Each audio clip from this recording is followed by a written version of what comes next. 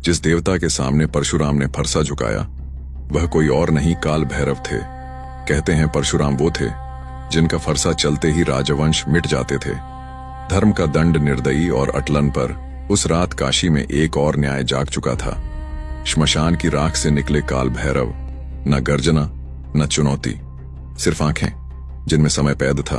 परशुराम ने फरसा उठाया, धरती कांप उठी, पर जैसे ही काल भैरव आगे बढ़े समय रुक गया।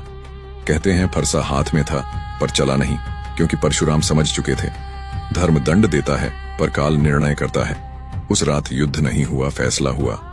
परशुराम सामने खड़े थे, पर पहली बार उनका तेज मौन हो गया था। फरसा अब शस्त्र नहीं प्रश्न बन चुका था। काल भैरव ने कोई अस्त्र नहीं उठाया, बस एक कदम आगे बढ़े और परशुराम के हृदय में जन्मों का ज्ञान उतर आया। उन्होंने देखा हर युद्ध के पीछे अहंकार, हर विजय के पीछे मोह और हर संहार के बाद फिर वही अंधकार। काशी की हवा भारी हो गई, श्मशान की ज्वाला शांत हो गई, जैसे स्वयं महाकाल सुन रहे हों।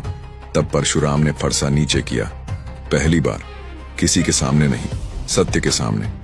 काल भैरव मुस्कुराए और बोले, वीर होना शक्ति है पर रुक जाना विवेक। जो काल को समझ ले उसे युद्ध की आवश्यकता नहीं। कहते हैं उसी क्षण परशुराम का क्रोध साधना बन गया और फरसा धर्म की रक्षा का प्रतीक।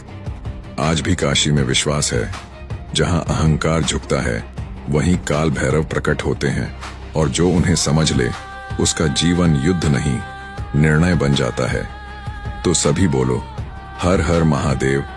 काल भैरव के 4 रूप, जिनके सामने भूत प्रेत और पिशाच भी थरथरा जाते हैं।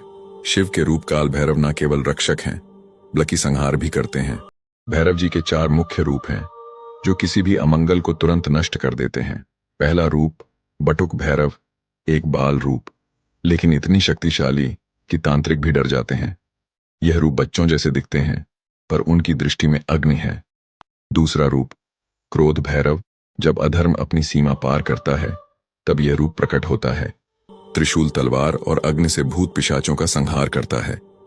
तीसरा रूप कपाल भैरव, मुंडा माला धारण किए शमशान में विराजमान, जहां अंधेरा हो वहां प्रकाश बन जाते हैं।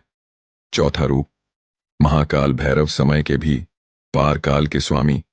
इनके दर्शन से ही पाप जलते हैं और गृह दोष मिट जाते हैं। अगर आप मानते हो तो कमेंट में लिखें, जय काल भैरव।